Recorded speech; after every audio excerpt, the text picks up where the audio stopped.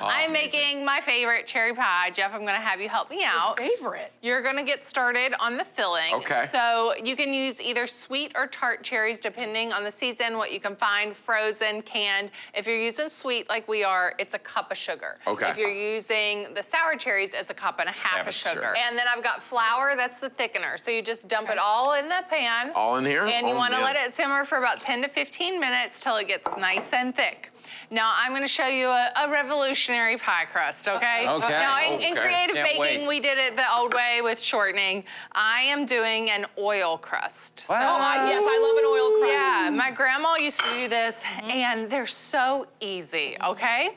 So here we go. I've got my flour. Fix your face, Jeezy. This is what happens in the South. Are we making pizza, Katie? We did Flour know. and It's gonna be salt. so delicious. Mix the flour and salt, and then you're gonna add in vegetable oil. You're looking for a neutral oil that's not gonna impart flavor here. And then you're gonna add just a couple tablespoons of cold water.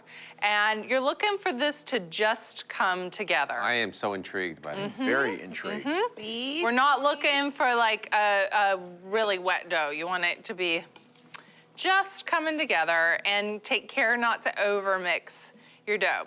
Now, I've got 2 pieces of parchment paper That's here. right, Katie. Or wax You don't paper. rest it, Katie? No, Wow. that's it.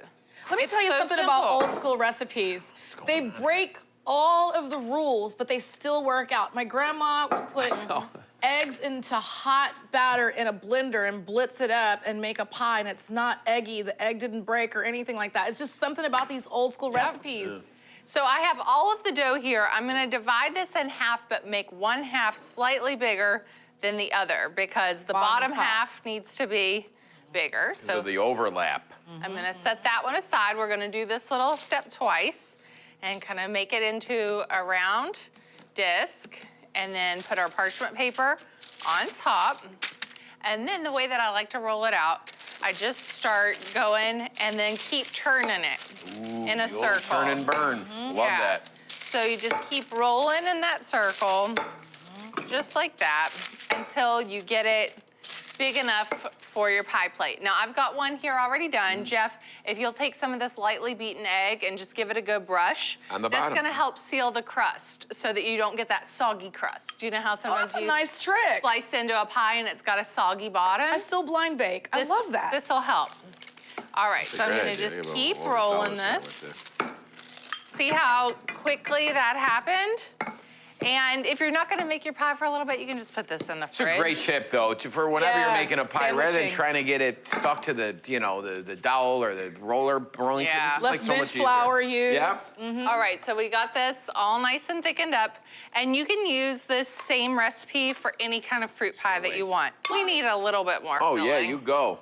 And that's cooled, right? The stuff you put it, you want it, Yeah, cool cooled. it a little bit. cool it a little bit. What I like It's, about this pie method is you don't have to rest it, bring it out, and you don't have to bench flour, Right. like you said. You don't change the recipe. Put too much flour, it Yeah, changes the structure of the a dough. lot faster. And then I like to put just a couple cubes of butter over it to give it There's some the flavor. butter. So here's my other crust. Wow. I'm gonna take it Shiny and beautiful. and just go Ooh, that would be right a on good top. empanada dough. Yeah, you're right. You could use this for savory, for sure. And then we're just gonna peel it off very carefully. Now, this dough is a little crumbly, so you wanna take your time when you do the peel.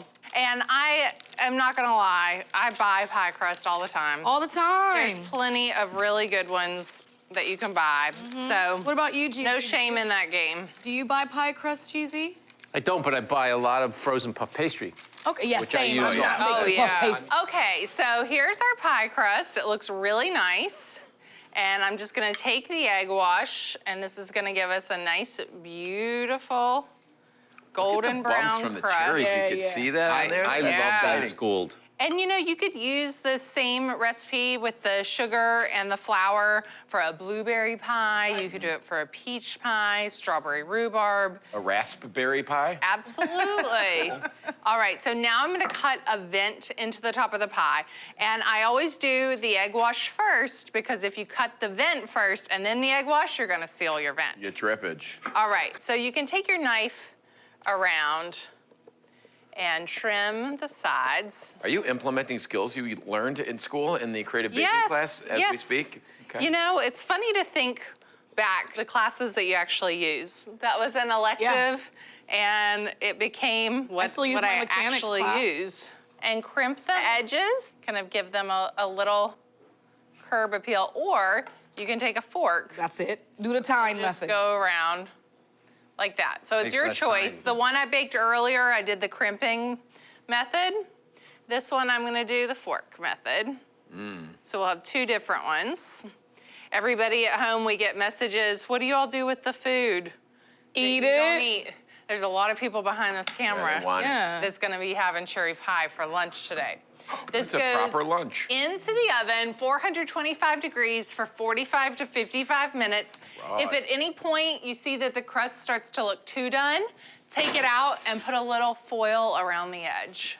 And Yeah. I've got one right here Ooh, girl. that is beautiful Oh, and done. that looks Jeff, why don't you get some vanilla ice fantastic. cream out of the freezer? Oh, pick it up. Katie, that looks There we go. just divine. That's And right. It's so pretty, it looks store-bought. Talk about the crust, Jeezy. I mean, I've been in school today. I've never seen this. No. And I'm so excited to use it because it's so easy. Super So simple. easy. And you could use that crust for a chicken pot pie. Yeah, that's That'd it. be great. Yeah. Looks flaky already. It's a very flaky crust. And let it cool a little bit before you cut it so that it's easier to slice so it gets nice and set up. Flakiness on 10. Welcome to Flake Town. Oh, look at. Look at that. Look at that, Katie. Look at that. All right. It's solid. Jeff, you helped. Yeah, so it did. I'm gonna. Yeah, you were really a good help there. He was. Hey, I put the stuff in the thing. All right, let's try that. What? That's beautiful structure. I right? mean, Just structure. it's holding up, man. Just from a visual standpoint, right? Yeah. It's holding up. It's not spilling out. No, GZ, You know the I would filling's on like for point. you to try that crust first, GZ. Yeah, forget me. I believe in it. First of all, right? We've spent 6 minutes talking about the crust. The crust is a must, dare I say. It is so Okay. good. It's so much easier than the butter crust. And that filling, perfectly tart, balanced with the amount of sugar we in there. Just make sure you taste those cherries before because it's perfect. It's right in the perfect sweetness to tart ratio zone.